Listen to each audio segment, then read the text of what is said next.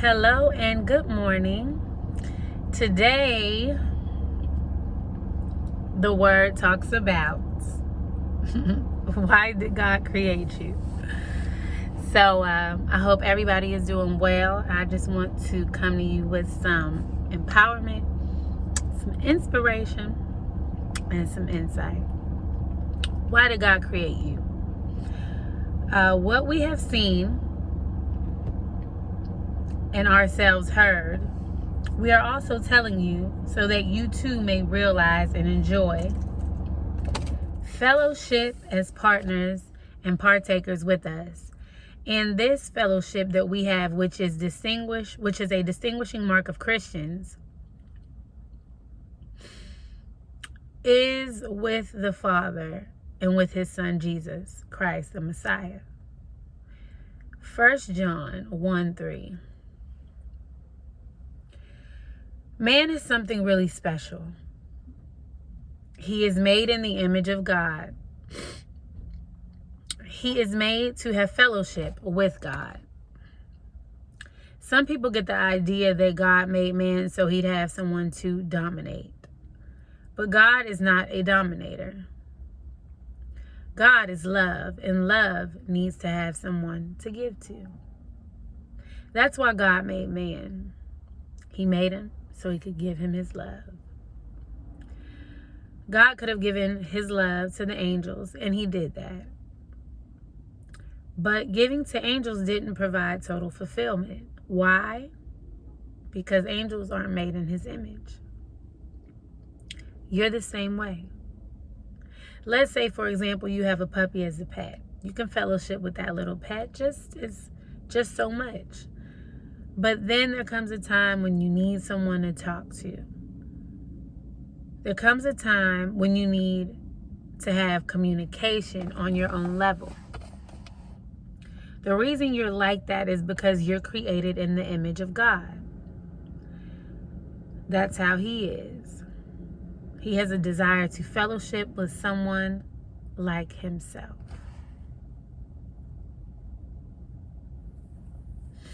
Dare to believe you're something really special today. A one-of-a-kind creation made by God in his very own image. Dare to receive his love and dare to love him back.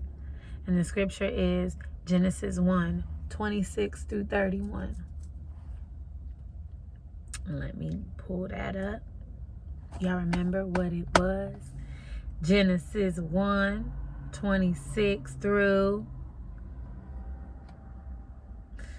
Genesis 1:26 through 31. All right. And for the scripture,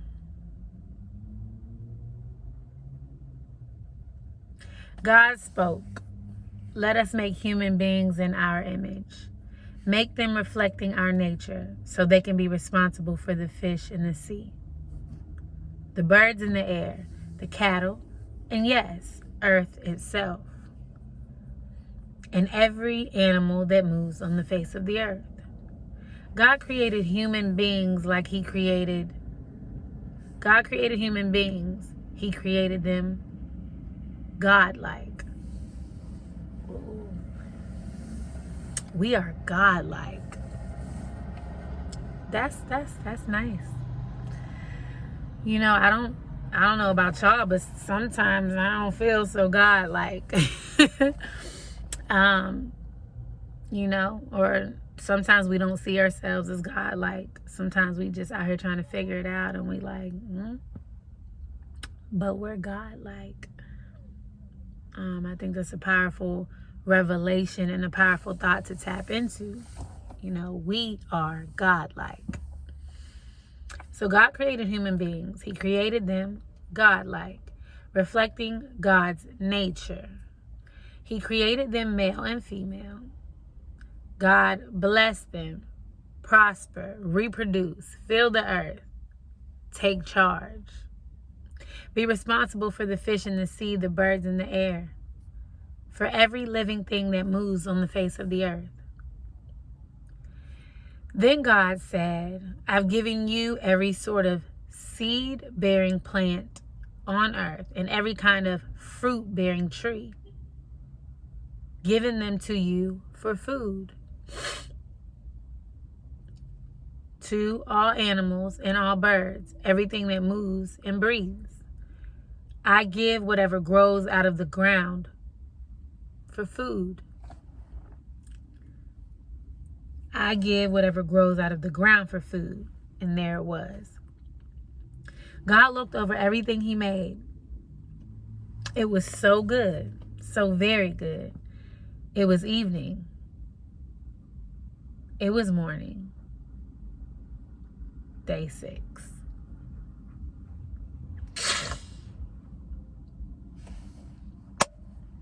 We are special. We are created in the image of God, and that's just the truth. And even if we don't feel like it, right? Even if we don't, it doesn't hit us. It's not a revelation to us. Even if our circumstances are not lining up with that that word, it's still true. Right? And so, sometimes it's difficult to hold on to the truth if you can't see it. But that's faith. Sometimes you need to be reminded. Sometimes you need people in your life to remind you of the truth. And to remind you that you're made in God's image, and to remind you how important you are, how important your presence is, how important your word is, how important the essence of you is, because you are God's creation and because you are made in his image. And, I think it takes being obedient to be someone to remind others of that, because we're human and we don't always feel like that. We don't, so, and then sometimes when you don't feel like that and you're someone who wants to be led by God and who wants to serve God, you may not have people in your life that remind you, and you might. And sometimes you got to remind yourself just by being obedient and coming to the word every day, and walking out the steps. But you're special. Straight up, straight like that. Ain't no cliche. It is what it is. You are special. And you have a choice to tap into that. You have a choice to hold on to that truth, to believe that truth. You have a choice to hear it and receive it. And even if it don't feel like it, and even if it don't line up, you know what I'm saying? You could hold on to it and decide. You can make a decision and say, look, I'm special because that's what God said. I don't have to have proof. I don't have to know how. And, God said I'm special. So I'm special. Period, poo. And now, because I received that, I'm just gonna walk in that light. I'm just gonna hold on to that and ask God to reveal it to me, Lord. And I think that,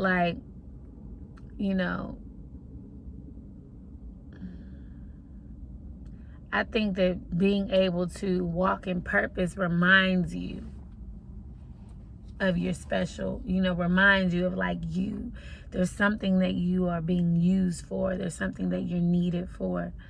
And, sometimes just existing, just waking up and breathing is like, I'm here, I'm special. My experience, what I'm going through, who God created me to be, is special and is important. So sometimes it's just the little things, you know. You don't have to be out here saving the world and making videos, or you could just be a friend. You could just be, you know, a parent, a mom, a dad, a sister, a brother, a coworker, a teacher, a garbage man, somebody at the coffee shop or in the store, you know. But if you have that insight inside of you to bless somebody with your word or with your energy, then do it, because it's needed, you know. It's very important. So yeah, that's the word for today. You know, you're special. I'm special. We're special. Tap into that. Feed yourself. Right now, I'm reading, probably for like the second or third time, this book called Power of the Spoken Word. And something about it just like frees me. Like, it just reminds me, you know, like, your word is your wand. And that we speak things into existence. And sometimes it's very frustrating to me, because I've been speaking things into existence for a long time. And a lot of those things are apparent in my life. A lot of those things have come to fruition. And a lot of those things, I'm like, where they at? And then, you know, I just humble myself, and I remember, like, I'm not God, and, you know, he's doing things that I can't see. He's working in ways that I don't understand. And so I just, you know, just keep that in mind, and just keep, you know, fighting a good fight of faith, just daily, reminding myself who and whose I am, doing the daily work, showing up to the gym, showing up to read my word, showing up to my business, showing up to work, showing up for the people that need me in life. And, you know, that's important. That's extremely important. Sometimes you just need to show up, and you just got to walk the things out and be patient. You know, you got to be patient and wait for whatever God has for you, or whatever he wants to reveal to you, and whatever work he's doing in your life, you know. Sometimes we want things, or we ask for things, and we don't realize, like, what you ask for is going to take you reaching another level in life, and that's not comfortable. That's not as pretty as it seems, right? That's not as easy as it seems. That's very challenging. But you asked for it, right? You asked for this, for example, this body, right? But baby, if you doing it, it don't matter how you do it, right? Even if you was to get surgery, you can cut on, you're gonna go through some pain. But like in my case, I'm gonna show up to the gym, I'm gonna work out, I'm gonna eat healthy. I gotta say no to some chocolate ice cream. I gotta say no to some pastries. I gotta say no. I gotta hit that gym when I don't feel like it, when it's cold, when it's hot, when I'm tired, when I'm not focused. I just gotta show up. I just gotta follow the steps. Just 1 + 1 = 2. 1 + 1 = 2. 1 + 1 = 2. It don't matter if it's raining. 1 + 1 still = 2. It don't matter if it's snowing. 1 + 1 still = 2. It don't matter if I'm sad, or I'm sick, or I'm tired, or I don't feel like it. Nigga, 1 + 1 still = 2. So show up. Because 1 + 1 = 2. And your consistency is important, regardless of how you feel.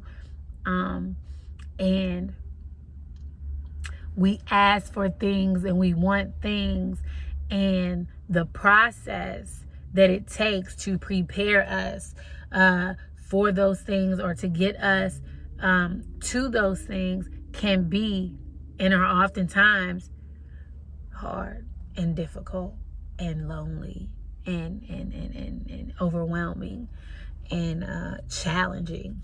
And so you know, that's why no matter how you feel, that's why no matter what you're going through, that's why no matter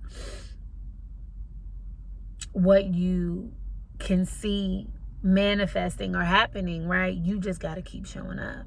You know, you go work out, you're not going to see results that hour, that moment. You know, usually I don't see results. The work I'm doing today, I don't see for 2 weeks. And I've got to eat right, because then I won't see them, you know, at all. So, patience, knowing that you are created in God's image and nature, special. Your voice, your word, your heart, your essence, your experience, your dreams, your goals. And it's okay to just take it one day at a time. It's okay to just step one step at a time and actually just move through life